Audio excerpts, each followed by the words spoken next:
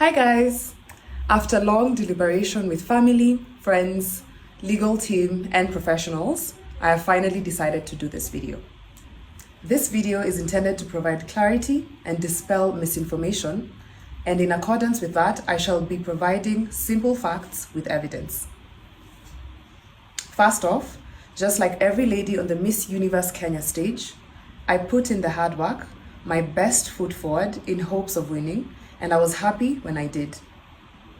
I had no prior agreement with the Miss Universe Kenya national organization before the pageant in regards to the competition.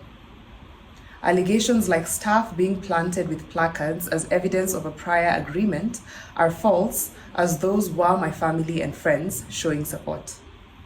This is not new to pageantry, both national and international. Next thing is clarification on the training and resources provided by the organization. In preparation for the international pageant, this is the itinerary that the Miss Universe Kenya shared with me.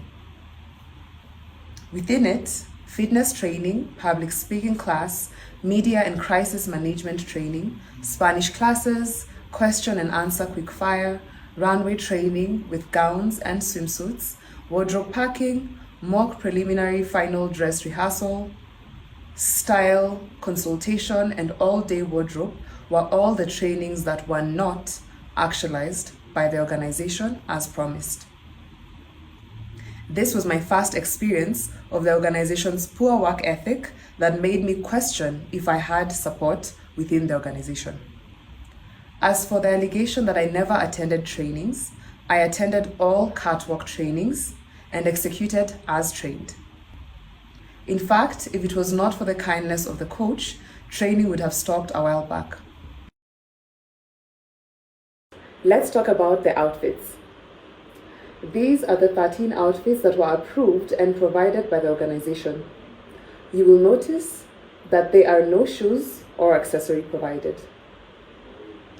No styling was done. I would require 19 outfits minimum for the days I would be there.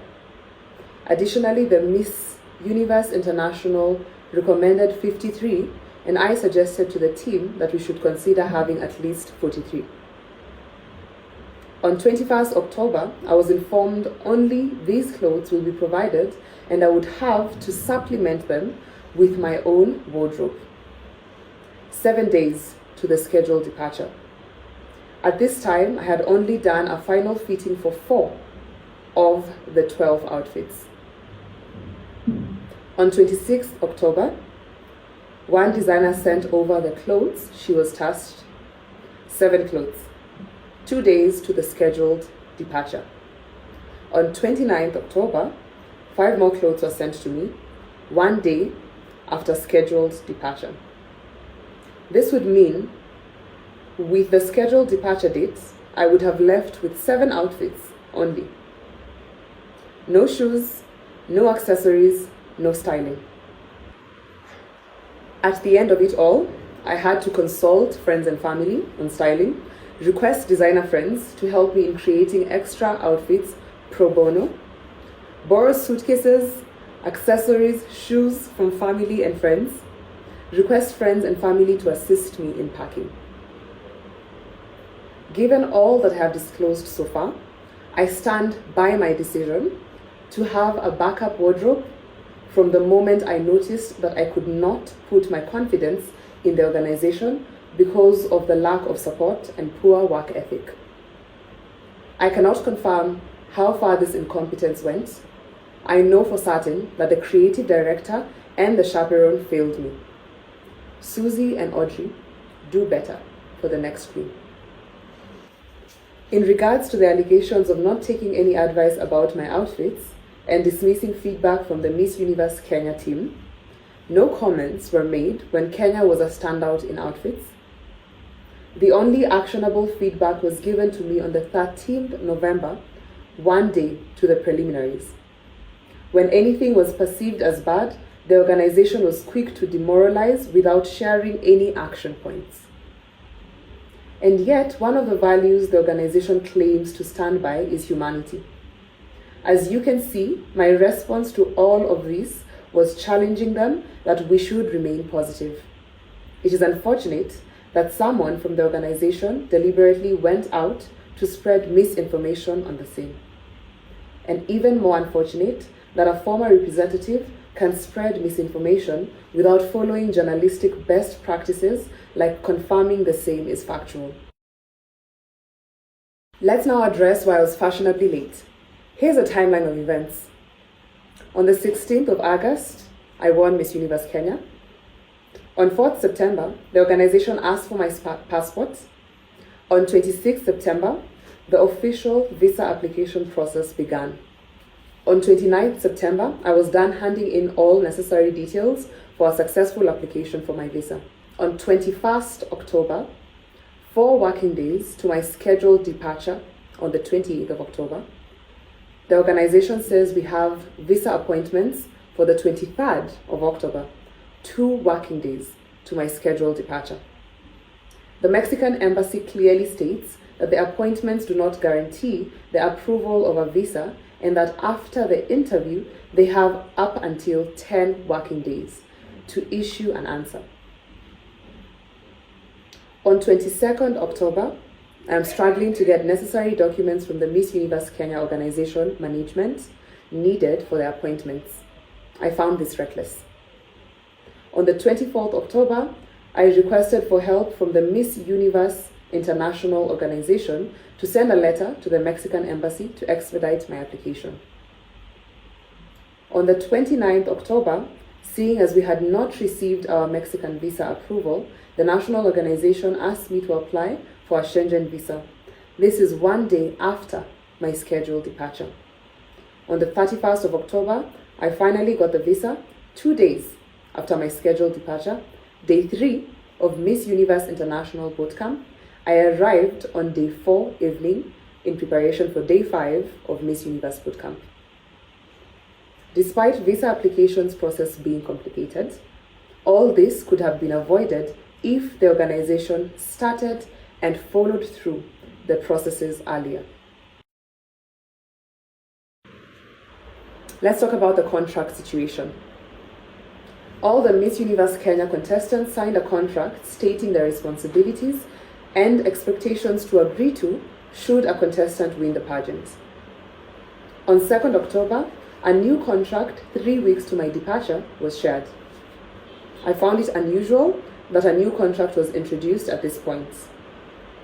This was a rushed process, and I found it unprofessional that the creative director tried in multiple times to coerce me into signing it, by implying that I would not get my monthly installment payments and that they would not pay for my preliminary and final night gowns until I signed the contract, which I clearly highlighted to her that it is unprofessional and coercion, which had no basis since we already had a verbal agreement that I would cater to the 2 gowns, 2,000 USDs, from balance owed to me by the organization, 3,741 USDs. Let's talk about the national costume. On 1st September, call for national costume designers was made. On 8th September, the organization shared with me Cynthia's idea as the design that they liked, and I agreed. On 27th September, I initiated conversations with that designer to work on a backup national costume. This was to ensure we had options to choose from based off of the best actualization of Cynthia's design. On 2nd September, I was informed that the national costume was commencing alongside Cynthia and a team from Ushanga. On 11th October, in a physical meeting, I found out that the creative director changed the design from Cynthia's idea to a different one without any communication and had not begun its production, 17 days to my departure. I made a judgment call to finish up mine as backup. On 28th October, my backup national costume arrived and I practiced with it. At this point, I had not fitted or seen the organization's national costume design because it was not ready. On 31st October, I departed having informed the entire Miss Universe Kenya team of my packed backup costume, seeing as their costume was not ready. I informed them that Cynthia's design spoke Rana more than theirs, and they insisted that their idea was better. We agreed that it would be a backup. On 11th November, videos of the chaperone wearing the organization's national costume backdrop that had just been completed were sent to me. This was the first time I saw the national costume backdrop. 2 days to the preliminaries. On 13th November, Mexican time, at night, the national director arrived in Mexico with the organization's national costume and informed me at 12 a.m., 14th November, that the backdrop has not arrived. I was added to a group to discuss the way forward in case the organization's national costume backdrop does not arrive, and we agreed to wear what was presented on stage. It was in these discussions that I was made aware that Cynthia was not part of the design team and that we would have to pay her if we wore her design. Trying to keep the decision objective, I went ahead and offered to personally compensate her should we make the decision to use hers. My intention was to keep the decision objective and choose the best for Kenya, not affected by compensation. It was a 4-1 vote. I took the advice and complied. After the backlash from Kenyans, they requested to remove me from the group so I could not see the negativity. This was the last time that the team, apart from the national director, spoke to me till date. The national director spoke to me after the final competition to congratulate me, and no one has spoken to me since then. It is very unfortunate that someone from the organization came forward to lie, stating that I informed them 2 days to the preliminaries that the costume had not arrived. It is astonishing that the perpetrators of misinformation are trying to paint a narrative that I was focused on self-promotion and therefore did not take advantage of the organization's many resources. And yet, 1, my intentions were clear from my application to the national competition that my platform, Inspiring Revolution, focuses on youth empowerment through the self-help workbook, which in turn generates funds for community development via microgrants. 2, pageantry, at the heart of it, stands for community development. This industry requires more queens, former queens, contestants, and organizations that are focused on doing the actual work and not the vanity of it. In conclusion, I would like to make one thing clear. I was okay with making all these investments to cover for their shortcomings, with the thought that this is their first time running a pageant. But my final straws were when the organization chose to stay silent and indifferent towards me after the competition, when the organization fails to address public concerns, showing a lack of accountability and professionalism, when a member of the organization is colluding with outside sources to publish lies and misinformation to tarnish a brand that I have built for almost a decade. Thus, I submitted my resignation. With that said, I would like to acknowledge that despite this difficult journey, I had a support system that carried the burden willingly and made the journey beautiful.